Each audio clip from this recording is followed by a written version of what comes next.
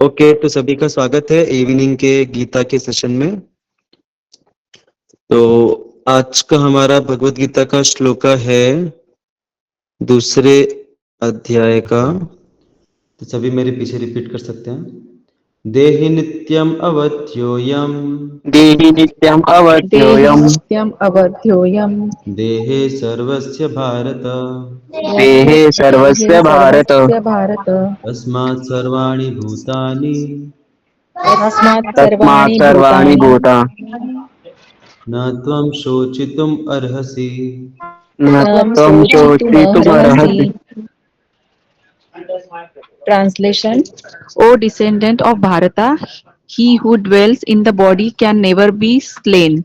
Therefore, you need not to grieve for any living being. Hare Krishna. हरे कृष्णा।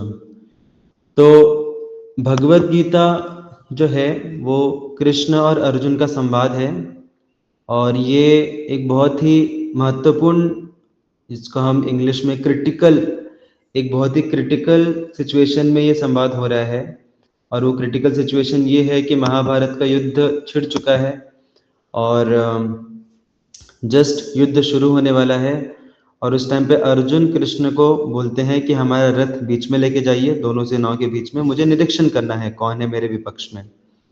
और जब वो विपक्ष में देखते हैं कि उनके खुद के सगे संबंधी हैं, तो वो विचलित हो जाते हैं कि मैं इनके अगेंस्ट कैसे युद्ध करूं, क्योंकि युद्ध में ये सब मारे जाएंगे। तो भगवान जो है वो अर्जुन के इस विषाद को देख के वो उनको जीवन के जो सत्य हैं उनसे वो अवगत करा रहे हैं उनको। जीवन के ऐसे सत्य जो कभी बदलने वाले नहीं हैं, ऐसे सत्यों से वो उनको अवगत करा रहे हैं। तो कई बार हमारे जीवन में भी बहुत सारी कॉम्प्लेक्सिटीज आती हैं, बहुत सारी ऐसी सिचुएशन आती हैं जिसमें हमें समझ में नहीं आता कि हम ये करें या वो करें, क्या करें, कन्फ्यूजन्स आते हैं बहुत सारे। तो उस टाइम पे बहुत ज़रूरी है कि हमारे जो भी डिसीजंस हैं, हमारे जो भी निर्णय हैं जीवन के, वो लाइफ के रियलिटीज जो ट्रुथ हैं, सत्य हैं, उनके आधार पे हमारे निर्णय लिए जाएं। तो इसलिए यहाँ पे भगवान उनको जीवन के सत्य के बारे में बता रहे हैं। और वो सत्य क्या है? वो सत्य ये है कि हम सभी ये शरीर नहीं हैं। जो हमको लगता है कि हम ये शरीर हैं क्योंकि शरीर के माध्यम से हम अलग अलग कार्य करते हैं, लेकिन वास्तव में हम ये शरीर नहीं हैं। इस शरीर को चलाने वाला जो व्यक्ति है वो इस शरीर के अंदर है, और उस व्यक्ति को बोलते हैं आत्मा। तो ये आत्मा शब्द किस किस ने सुना है पहले भी? Give a thumbs up.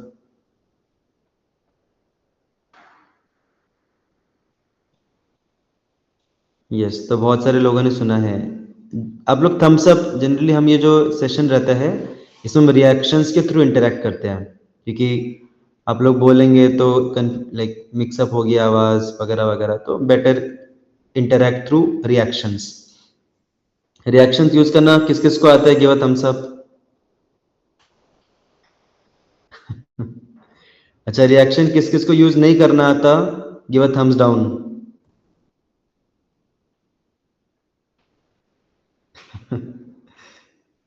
हंस क्यों रहे हो? कुछ लोग हंस रहे हैं।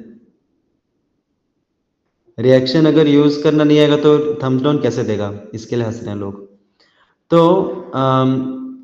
मैं चाहता हूं कि हमारा जो भी मीटिंग है ये बहुत ही लाइवली रहे। तो इसके लिए सभी से विनती है, कृपया काफ़ी अच्छे से इंटरेक्ट करें मीटिंग में, जिससे और ज़्यादा हम डीपर लेवल पे चीज़ों को समझ पाएँ। तो आत्मा जो है वो इस शरीर को चलाती है। जैसे कार रहती है, कार को बाहर से देखने में लगता है कि कार खुद से चल रही है, लेकिन उस कार को चलाने वाला अंदर एक व्यक्ति रहता है। तो उसी प्रकार से जो शरीर है बाहर से दिखने पे चल लगता है कि शरीर सारा कार्य कर रहा है, लेकिन इस शरीर को सारा कार्य करवाने के लिए अंदर एक आत्मा बैठ के इसको ऑपरेट करती है। तो आत्मा जो शब्द है इसका बहुत सिंपल सा मीनिंग है, बहुत साधारण मीनिंग है, दैट इज आत्म। आत्म मतलब मैं, आत्म साक्षात्कार, आत्मविश्वास। तो आत्मा मतलब सेल्फ इंग्लिश में, तो वहीं से ये शब्द आता है आत्मा। तो सेल्फ, तो जो सेल्फ है वो बॉडी नहीं है, सेल्फ शरीर नहीं है, सेल्फ आत्मा है। और आत्मा का अलग लक्षण रहता है और शरीर का अलग लक्षण रहता है। जो शरीर है वो एक समय पे उसका जन्म होता है और फिर जन्म होने के बाद क्या होता है शरीर का? डेथ, डायरेक्ट डेथ हो जाता है, पैदा होते ही मर जाता है शरीर। ग्रोथ, हाँ, पहले ग्रोथ होता है, उसके बाद क्या होता है? एजिंग, क्या? एजिंग। हाँ, एजिंग से पहले क्या होता है? youth, हाँ, यूथफुलनेस। तो हमारे शास्त्रों में हमारे शरीर में जितने भी बदलाव आते हैं उनको 6 भागों में बांटा गया है। पहला है जन्म, उसके बाद है ग्रोथ, मतलब बढ़ता है शरीर।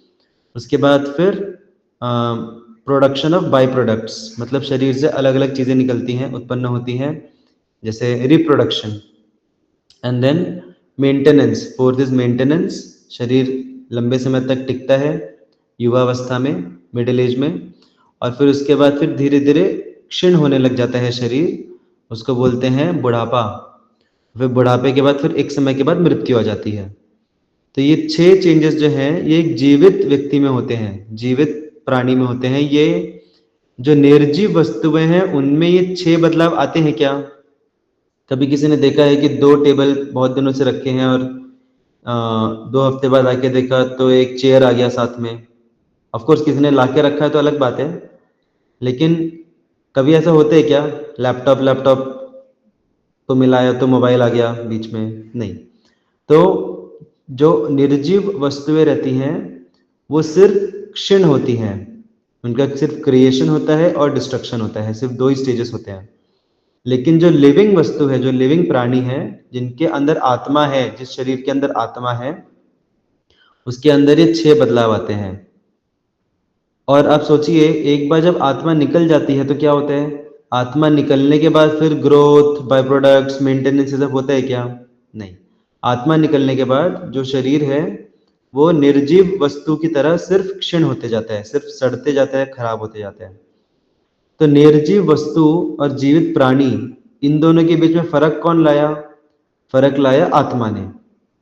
आत्मा निकल गई तो शरीर भी, अगर हम ये शरीर होते, अगर कोई बोलता है कि नहीं हम तो ये शरीर है, तो फिर आत्मा निकलने के बाद, मृत्यु होने के बाद भी शरीर तो वहीं का वहीं है, शरीर तो वैसे ही है जैसे पहले भी था। फिर शरीर कुछ कार्य क्यों नहीं कर पाता? शरीर ग्रो क्यों नहीं कर पाता? शरीर सिर्फ खराब क्यों होते जाते हैं? क्योंकि एक्चुअल में जो व्यक्ति था, एक्चुअल में जो जीवन जहां से आ रहा था वो आ रहा था आत्मा से। और ये जो जन्म, ग्रोथ, बाय प्रोडक्ट्स, मेंटेनेंस, बुढ़ापा और मृत्यु, ये सारे जो बदलाव हैं ये बदलाव आते हैं आत्मा में या शरीर में? आत्मा में अगर आपको लगता है आते हैं तो गिव अ थम्स अप, अगर आपको लगता है शरीर में आते हैं तो give a thumbs down. Obviously ये सारे बदलाव आते हैं शरीर में, लेकिन आत्मा का कभी नाश नहीं होता, आत्मा कभी क्षीण नहीं होती। तो यही चीज यहाँ पे भगवान बता रहे हैं कि जिसको तुम समझ रहे हो कि ये मेरे रिलेटिव्स वगैरह हैं, परिवार के लोग हैं, वो तो मरने नहीं वाले, वो तो नित्य रहेंगे, क्योंकि वो उस शरीर को चलाने वाली आत्मा है। तो अगर कई बार ऐसा होता है कि कुछ लोगों के घर में, परिवार में, रिश्तेदारों में किसी का अगर मृत्यु हो गया है तो हम बहुत ज़्यादा दुखी हो जाते हैं। ऑफ कोर्स दुख होना स्वाभाविक है क्योंकि अभी हम उनसे मिल नहीं पाएंगे, तो दैट सेपरेशन का फीलिंग वो नेचुरल है।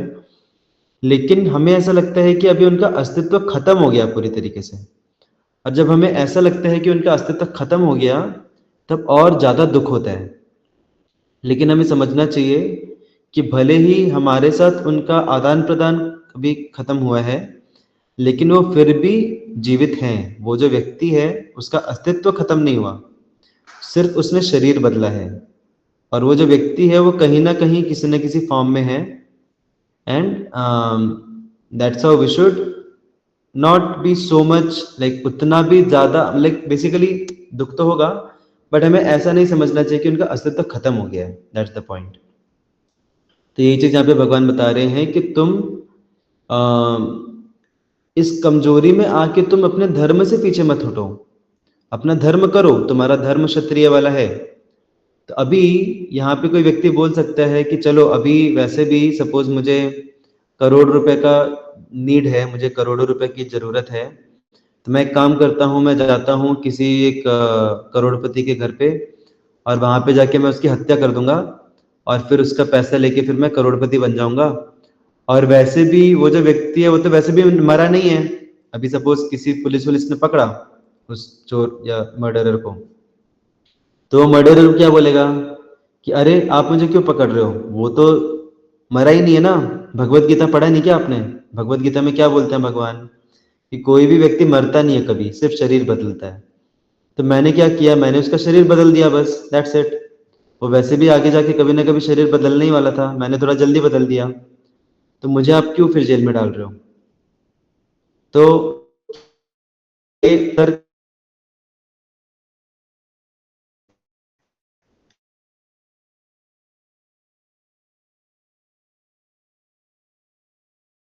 उस व्यक्ति को तो नहीं मारा।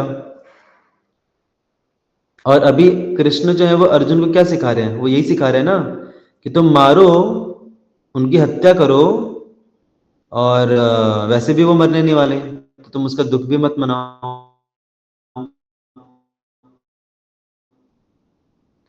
तो यहाँ पे क्या भगवान हमें मर्सी किलिंग सिखाते हैं या फिर हत्या करना सिखा रहे हैं? एक हायर वो डस भगवत गीता, किसी को लगता है कि भगवत गीता हिंसा सिखाती है तो गिव अ थम्स अप। जिसको लगता है कि भगवत गीता अहिंसा सिखाती है, गिव अ थम्स डाउन। क्या बात कर रहे हैं आप लोग? अभी पूरे गीता का अल्टीमेटली एप्लीकेशन क्या हुआ? हिंसा हुई ना बाद में। वो तो गीता सुनने से पहले अर्जुन बोल रहे थे कि मुझे अहिंसा करनी है, अल्टीमेटली हिंसा हुई और आप लोग बोल रहे हो कि अहिंसा सिखा रहे हैं भगवत गीता में।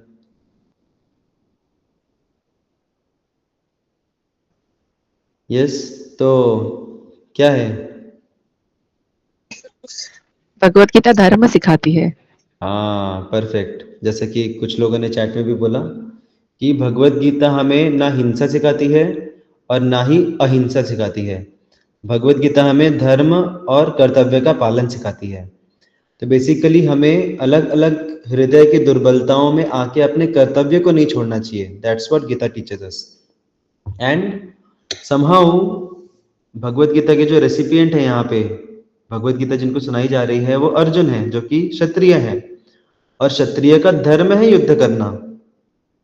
तो इसीलिए अ, ये सब जो नॉलेज प्राप्त करके फिर अर्जुन ने युद्ध किया।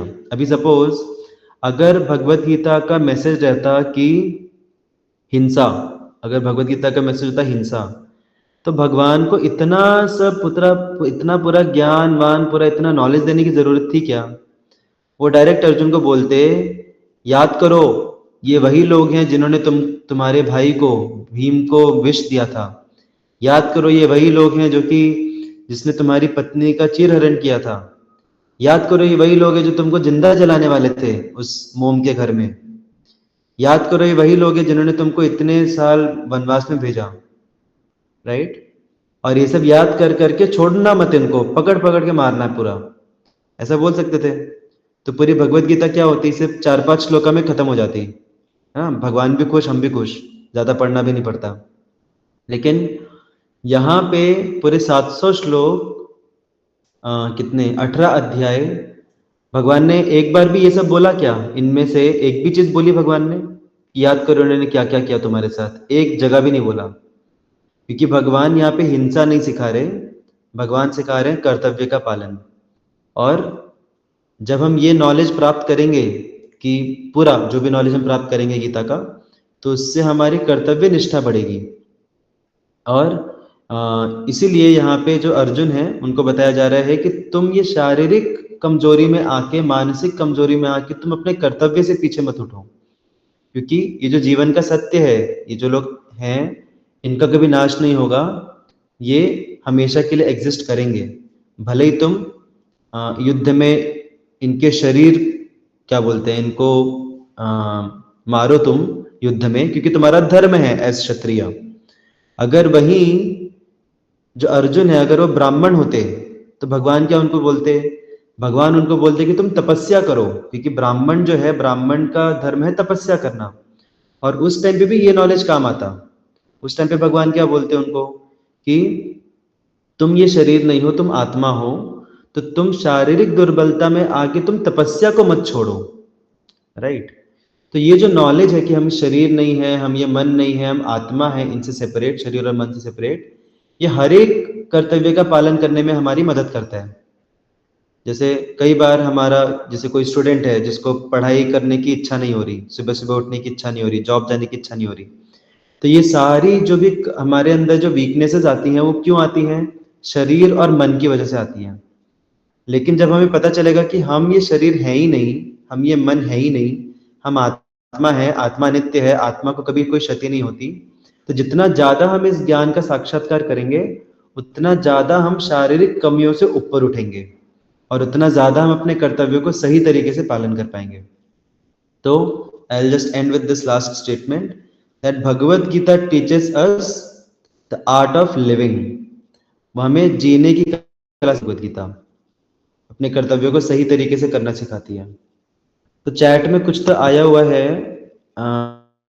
But will not take up that. Ajay ji ने कुछ तो सवाल पूछे हैं, तो मैं उनको रिक्वेस्ट करूंगा कि आप हमारा जिज्ञासा गूगल फॉर्म करके एक है, तो ग्रुप पे आया होगा, ये जो 20 मिनट्स गीता वाला जो ग्रुप है उसमें एक गूगल फॉर्म भी का लिंक आया होगा, तो कृपया आप उसमें पूछिए। हम सारे सवालों के जवाब इसी सेशन में, ये 20 मिनट्स वाले सेशन में हम एक डेडिकेटेड सेशन रखते हैं जिसमें सारे सवालों का जवाब दिया जाता है। तो आप उसमें अगर पूछेंगे तो आपका सवाल का जवाब उस वाले सेशन में दिया जाएगा। Hare Krishna. Thank you so much for your active participation. Will stop here. Shrimad Bhagavad Gita की जय। जय।